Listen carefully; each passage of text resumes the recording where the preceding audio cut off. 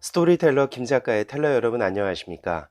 재미있는 이야기 속에서 의미를 찾아 우리가 함께 소통하며 성장하는 채널 스토리텔러 김 작가입니다. 저는 국제물류에 종사하고 있습니다. 업계 용어로는 포더라고 하는데요. 무역이나 국제운송에 관련된 일을 하시지 않는 분들은 다소 생소할 수 있는 용어일 것 같습니다.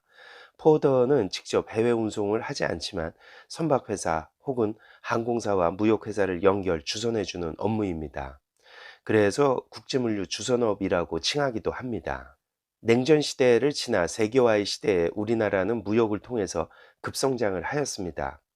현재도 우리나라의 대외무역 의존도는 높은 비중을 차지하고 있죠.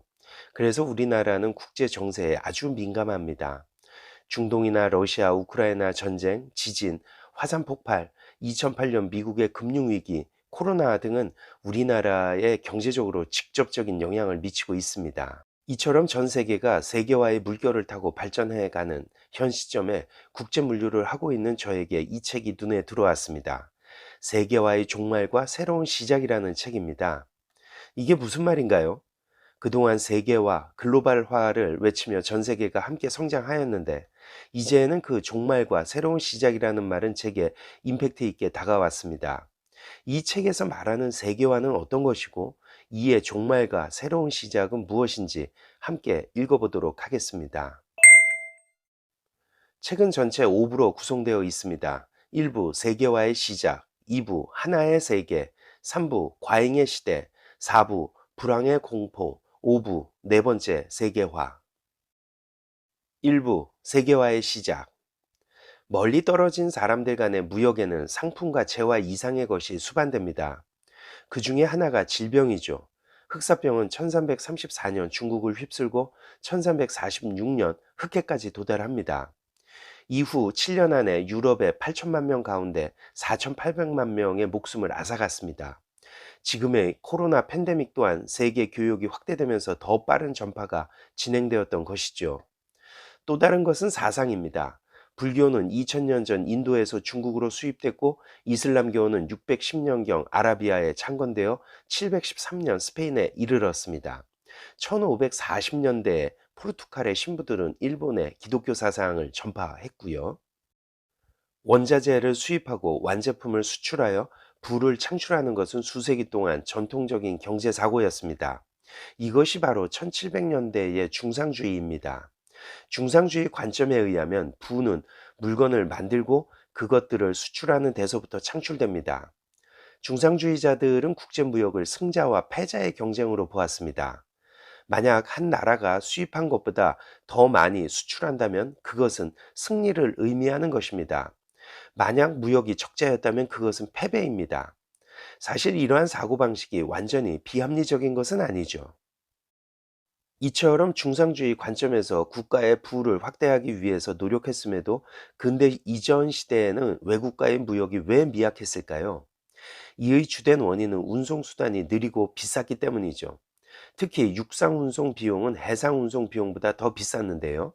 17세기 영국을 포함한 대부분의 나라는 도로 사정이 안 좋았기 때문입니다.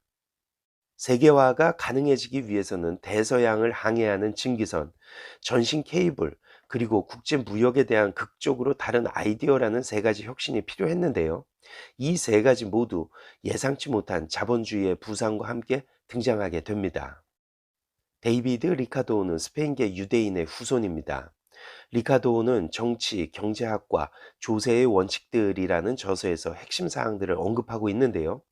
완벽한 자유무역 체제 하에서 각각의 나라는 자연스럽게 자본과 노동력을 가장 이익이 되도록 분배할 것이다 라고 주장하면서 개개인의 이익 추구는 전체의 보편적 이득과 훌륭하게 연관되어 있다라고 했습니다. 이것이 비교우위 이론이며 이러한 구상은 그에게 영원한 명성을 가져다 주었습니다. 리카도의 비교 우위 이론으로 대외 무역은 단순히 다른 나라의 부를 착취하기 위한 수단이라던 중상주의자들의 주장은 틀린 것이며, 오히려 수출뿐만 아니라 수입으로부터도 이익을 얻을 수 있다는 논리가 자리 잡게 되었습니다. 리카도의 주장은 그 이전보다 국경을 넘나드는 상품의 흐름이 일반 대중에게 중요한 시대였던 산업자본주의 시대에 완벽하게 들어맞았습니다. 1807년 최초의 증기선이 뉴욕시에서 허드슨강 상류로 승객을 실어 날랐지만, 세계화를 가능하도록 증기선을 개조한 것은 영국이었습니다. 물레방아 같은 외륜 대신 스크류를 사용하고 나무 대신 철로 만들어진 개량된 증기선은 1838년 대서양을 횡단합니다.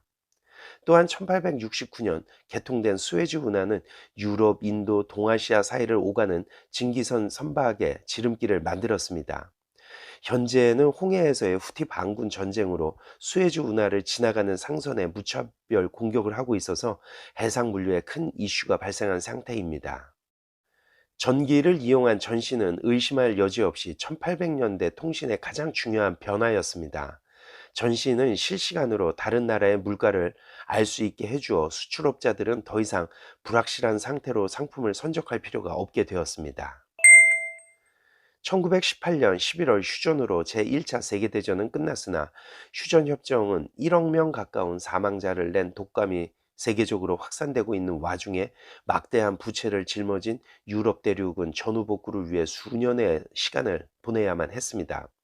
결과적으로 전쟁은 유럽을 약화시킴으로써 세계화를 촉진시켰고, 미국과 일본은 세계 경제의 조직자로서의 역할을 맡게 됩니다.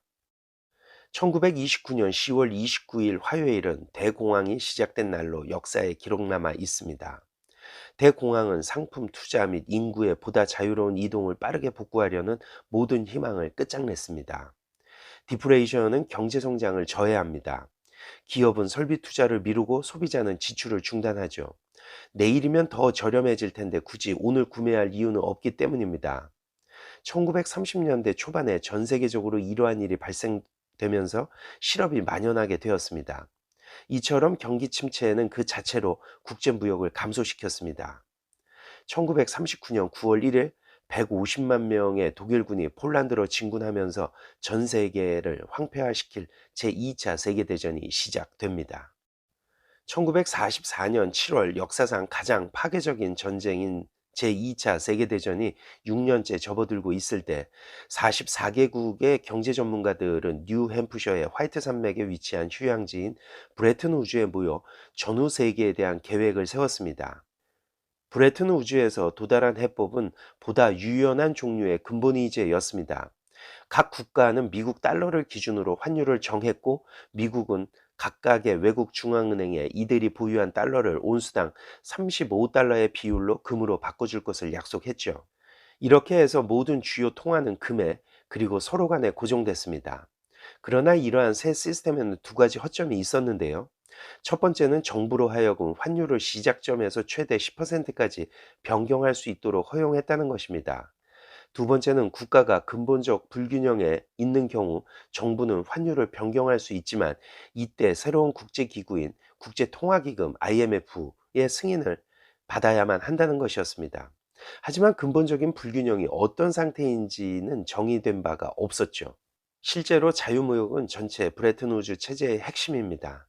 그러나 시스템을 작동시키기 위해 자유롭게 거래할 수 없는 제품이 하나 있었는데, 그것은 바로 돈이었습니다. 브레튼 우즈의 협정에 따르면 세계무역을 관장하는 국제무역기구를 창설함으로써 이 과정을 시작하기로 되어 있었는데, 국제기구가 미국의 무역정책을 규제할 수도 있다는 생각은 미국에서 논란을 불러일으켰고, 결국 당초 의도했던 새로운 기구는 제대로 등장할 수 없게 됩니다. 그 대신 23개국은 훨씬 약한 권한을 가진 관세와 무역에 관한 일반 협정을 설립했죠. 그 기구가 가트입니다. 가트의 목표는 합의에 의해 수입 관세를 낮추는 것입니다. 많은 단점에도 불구하고 가트는 세계화 과정에 극적으로 영향을 미칠 두 가지 혁신을 가져왔는데요. 첫 번째는 관세 인하를 구속력 있게 만든 것입니다. 한 국가가 수입하는 트럭 차축의 15%가 아닌 5%의 관세를 부과하기로 일단 합의하면, 해당 품목에 해당하는 관세는 다시 인상할 수 없었습니다. 두 번째는 한 국가의 약속이 다른 모든 회원국에도 똑같이 적용된다는 것입니다. 가트에서 합의된 관세 인하는 가트에 가입된 모든 국가의 수입에 동등하게 적용되는 것이죠. 제2차 세계대전이 끝난 후 첫 해 북미 지역은 여러 가지로 어려움을 겪었고 유럽과 아시아의 많은 지역은 비참한 상황이었습니다. 1948년 미 의회에 승인된 마셜 플랜은 4년에 걸쳐 약 130억 달러를 유럽 국가들에게 원조했고, 이를 통해 유럽 국가들은 경제를 다시 시작하는데 필요한 기계, 원자재, 식품 및 사료 등을 구입할 수 있었습니다. 마셜 플랜의 목적은 전략적이었죠. 전후 세계에서 손쉽게 지배적인 강대국이 된 미국은 평화에 대한 가장 큰 위협으로 간주되었던 소련에 맞서기 위해 정치적으로나 경제적으로 충분히 강력한 국가들로 동맹을 구성하기를 열망했기 때문입니다. 다음 시간에는 2부 하나의 세계를 알아보도록 하겠습니다. 지금까지 재미있는 이야기 속에서 의미를 찾아 우리가 함께 소통하며 성장하는 스토리텔러 김작